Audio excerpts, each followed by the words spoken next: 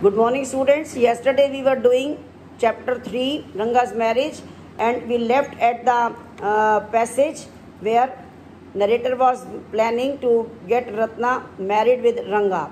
And open your book at this paragraph, since I was a frequent visitor to Rama Rao's house. From this passage I will continue. Ratna was quite familiar with the narrator as he visited Rama Rao's place frequently. The narrator thought of a plan to introduce Ratna to Ranga. He asked Rama to send Ratna to his place as he wanted to send some buttermilk for them. Buttermilk means lassi. She came all dressed up because it was Friday. The narrator insisted upon her to sing a song while she sent someone to call Ranga in the meanwhile. Just as she was singing, Ranga arrived at the door. Her voice touched his ears, and thus he did not want to interrupt the singing, so he stood at the door. But he was curious to see the singer, and very cautiously, very carefully, he tried to have a look which disturbed the lighting in the room.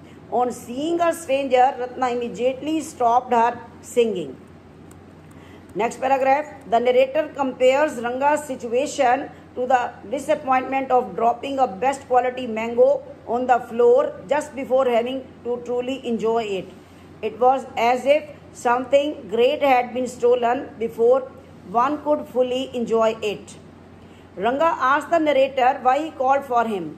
Ratna was shy and thus looked downward, whereas Ranga stealthily glanced at her. There was an awkward silence in the room. After things went a bit awkward, Ranga said that he feels it was his coming that stopped the singing, so he must leave. However, he did not. He was just saying. The narrator makes fun of him because he had no intention of going. He jokes about it and says one cannot expect actions and words to match in this Kali Yuga. After a few minutes of awkward silence, Ranga finally asked the narrator about the girl. Now the narrator compares the situation with the infamous story of the he-goat and the lion, where he is the he-goat and Ranga the lion.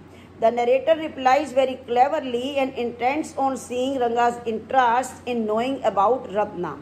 Thus he says that who she is not of that much importance, because he is already married and Ranga does not intend on marrying any time soon. Next paragraph, from this very hopefully. Hearing the narrator's reply, Ranga got excited, although he did not show it, but was quite evident, was quite visible. Full of hope, he asks if she is not married yet, to which the narrator replies that she is probably a year ago. She is married. Ranga was disappointed, and it was clearly all over his face. He went away quoting some work, and our narrator, having staged a certain liking in the mind of Ranga for Ratna, went on to complete his play. He went to the village Shastri, means village priest, and told him everything that had to be said and done. Then he met Ranga that afternoon, and he carried the same appointment on his face.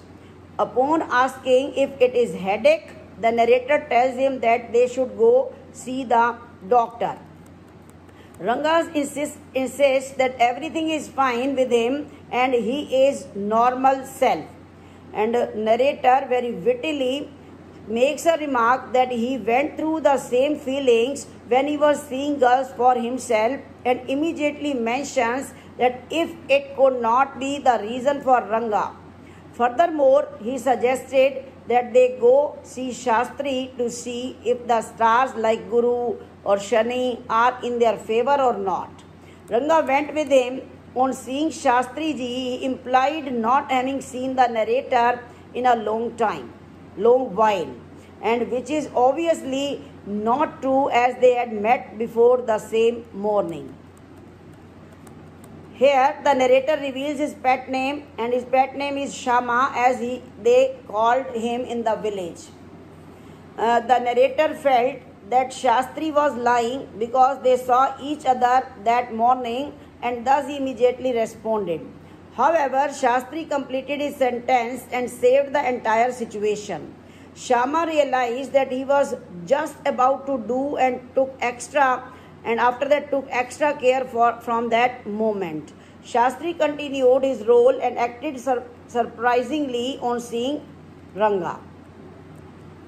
Next, the narrator asked the Shastri to take out all his tools, paraphernalia, tools, required material to help solve whatever is going on in Ranga's mind. With full authority was speaking. Shastri took out his essentials and told them that this is all ancient science, but he won't recite it now because then they both would get bored, but he does intend on telling it some other time. Next, Shastri moved his lips while counting quickly and asked Ranga about his star, which he did not know.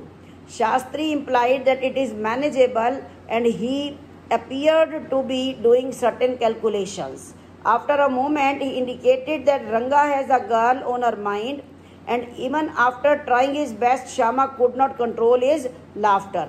He thus posed the question to Shastri, asking about the details of the girl. Who is that girl? Shastri thought and replied that the girl is likely to have a name of something found in the ocean. Their guesses include Kamal, Pachi, Morse, Pearl, and then suddenly Shastri said Ratna. All of it came together now to a girl named Ratna, who is the niece of Rama Rao. That is it. Ranga was thinking about her only. Ranga was both surprised and happy because Shastri's predictions were right. He immediately became disappointed when he recalled that the girl was married. Shastri said that he did not know all that and there might be another suitable girl. To make it look real, Shastri interfered in their name guessing game and told them that he only told what can be read from the Shastra. Both of them left and crossed Rama Rao's door, where Shama went to see Ratna for a minute and came back.